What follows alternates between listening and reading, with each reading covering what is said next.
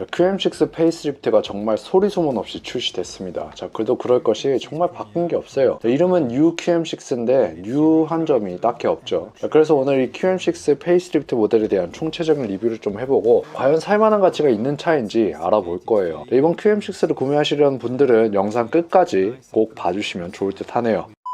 자, 본격적인 분석을 하기 전에 일단 QM6의 간략한 스토리부터 빨리 말씀드리고 갈게요. QM6는 일단 르노 삼성에서 꾸준히 많이 팔리는 모델이에요. 일단 기본적으로 월 판매량이 3,000대는 넘고 많게는 7,000대까지 판 적이 있죠. 이게 왜 그러냐면 크기는 구형 투싼과 산타페 사이의 준수한 사이즈인데 가솔린 모델의 가격이 준중형 SUV인 구형 투싼과 스포티지보다 약간 비싼 정도고 국내 중형 SUV 최초로 도넛형 LPG 모델이 합리적인 가격으로 출시되어서 굉장히 많은 인기를 끌었죠. 그러다가 이제 투싼의 사이즈가 QM6와 거의 근접해지고 가격도 비슷해지면서 투싼에 비해 편의 사양들 상품성이 뒤처진 QM6의 판매량이 떨어지기 시작했죠. 그래서 최근까지 거의 200만원이나 할인해서 파는 등 판매량을 방어하기 위해서 안간힘을 썼었죠. 그랬던 QM6가 이제 바뀌었는데 잘 모르겠어요.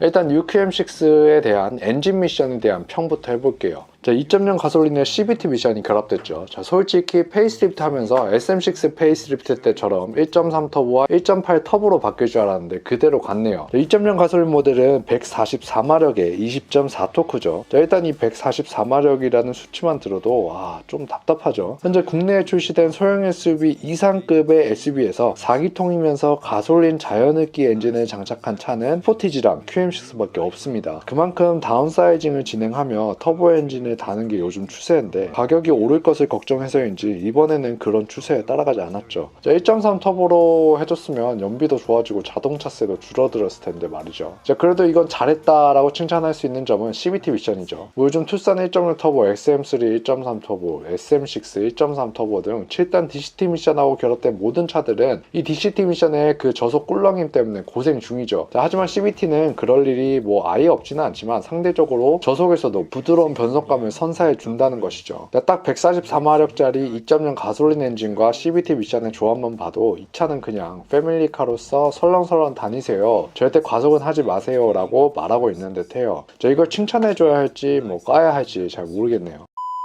다음으로 가격을 살펴보겠습니다. 제일 중요한 게 가격이죠. 자, 구형에 비해서 바뀐 사양들을 보시면 일단 기본 트림에 벌브 헤드램프가 없어졌어요. 대신 MF8 타입 LED 헤드램프가 들어갔죠. 자, 이거는 칭찬해주고 싶지만 중요한 건 상위 트림으로 가면 프로젝션 타입 LED 헤드램프가 보여줘야 되는데 보이지가 않아요. 왜 프로젝션이 없는지 잘 모르겠네요. 자, 그리고 후면 테일램프가 기존에 밋밋하던 모양에서 타입해서 3D 타입의 조금 입체적으로 보이는 테일램프로 바뀌었습니다. 자, 이 외에는 딱히 큰 변화는 없어요 실제로. 자, 그럼 가격표를 한번 잘 살펴볼게요. SE 트림 같은 경우에는 깡통 트림으로 얼핏 보면 기본 사양들이 되게 잘 구성되어 있다고 보이지만 실제로는 못하는 트림이에요. 왜냐하면 오른쪽에 보시면 이 옵션은 선택 못합니다. 즉 내비게이션, 열선 스티어링 휠, 스마트키 이런 게 없는 아예 렌트카도 사용 안 할 깡통 트림이에요. 자, 실제로 가격만 낮게 보이는 효과를 준 거죠. 자, 다음으로 LE 트림 가시면 이제서야 기본적으로 열선 스티어링 휠, 스마트키 등이 들어오면서 탈만한 차가 만들어지는데 여기서 저는 정말 불만인 게 하나 있어요. 여기 S링크 패키지 3를 보시면 187만원에 내비를 포함해서 긴급 제동 보조 시스템, 차선 이탈 경보 시스템 등 주행 보조 시스템이 들어가 있는데 솔직히 여기서 어댑티브 크루즈 컨트롤은 그렇다 쳐도 긴급 제동 보조 시스템이나 차선 이탈 경보 시스템은 요새 아반떼에도 기본으로 들어가야 되는 사양이에요. 이 르노 삼성은 심지어 차선 유지 보조 시스템도 없으면서 이런 기본적인 주행 사양들을 왜 옵션으로 운영하는지 이해가 가지 않아요. 다음으로 스타일링 패키지를 보시면 풀 LED 리어 콤비 램프와 시퀀셜 타입 후면 방향 지시등 그리고 18인치 휠이 들어가요. 이거 웬만하면 하시는 게 좋은 게 50만원에 테일 램프가 풀 LED로 바뀌고 SM6에 적용된 시퀀셜 타입 방향 지시등이 들어가죠. 휠은 블랙 휠로 스타일이 좀 더 좋아지기 때문에 변화되는 사양 대비 가격이 50만원으로 괜찮아요. 그리고 하이패스 운전석 파워시트, 전자식 파킹 브레이크가 54만원인데 이 정도면 굉장히 혜자죠. 자, 무조건 넣어주는 게 좋습니다. 자, 그렇게 하면 얼추 2,922만원이 나와요. 웬만한 옵션 다 넣고 이 정도 사이즈의 차를 3천만원 미만으로 살 수 있는 건 꽤 괜찮은 가성비죠. 다음으로 RE 트림인데 RE 트림은 솔직히 운전석 통풍 시트가 정말 꼭 필요하다 아니면 LE 트림 선택하시는 게 나아요. RE 트림의 기본으로 들어간 사양이 아까 전에 LE 트림에 옵션을 넣은 사양과 비슷하기 때문에 RE 트림 살 바에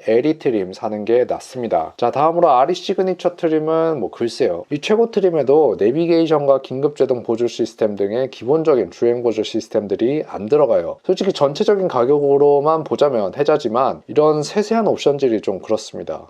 이런 옵션질을 하기 때문에 가격이 싼 거일 수도 있겠네요. 죄송합니다. 여튼 저희 추천은 정말 가성비 있게 타고 싶으시다면 LE 트림에 옵션 몇 개 넣고 3천만 원 내로 출고하시는 게 좋지 않을까 싶어요. 결론적으로 이번에 출시된 뉴 QM6는 솔직히 뉴라고 부르기에는 약간 민망할 정도의 변화인데 그래도 이 차 자체가 워낙 가성비 있게 나온 차다 보니까 실질적으로 어느 정도 꾸준한 수요를 가져갈 듯 하네요. 근데 좀 말씀드릴 게 이 QM6는 조금만 이따가 사시는 게 좋을 듯 해요. 왜냐하면 지금 QM6는 이게 바뀌었다고 하지만 소비자들이 체감하기에는 전혀 안 바뀐 차거든요. 그렇다고 하면 분명 판매량 자체가 르노 삼성에서 기대한 만큼 나오지 않을 거예요. 그렇다고 하면 어쨌든 실적을 채워야 하기 때문에 분명 할인 프로모션이 들어갑니다. 아니나 다를까 이미 기본으로 120만원 할인이 들어가고 있고 1.9% 저금리 프로모션이 들어가고 있어요. 신차가 나오자마자 이런 100만원대 프로모션을 하는 건 정말 드문 정책이거든요. 자, 그만큼 시간이 지나면 지날수록 최소 150만원 이상의 프로모션을 들어갈 겁니다. 차가 급하지 않다면 이런 QM6 같은 차는 조금 더 기다렸다가 사면 무조건 할인받고 사실 수 있습니다. 마지막에 팁 하나 알려드렸고 이상 영상 마치겠습니다. 시청 감사합니다. 지금 보시는 차를 합리적인 가격으로 구매할 수 있는 방법, 개차와 차액난TV가 함께합니다. 개차 어플 설치하시고 마음에 드는 차량 구매 상담 신청을 누릅니다. 그리고 추천인 코드에 차액난TV를 넣어주세요. 차량을 구매하신 구독자분들께 특별 세차용품 패키지를 드립니다.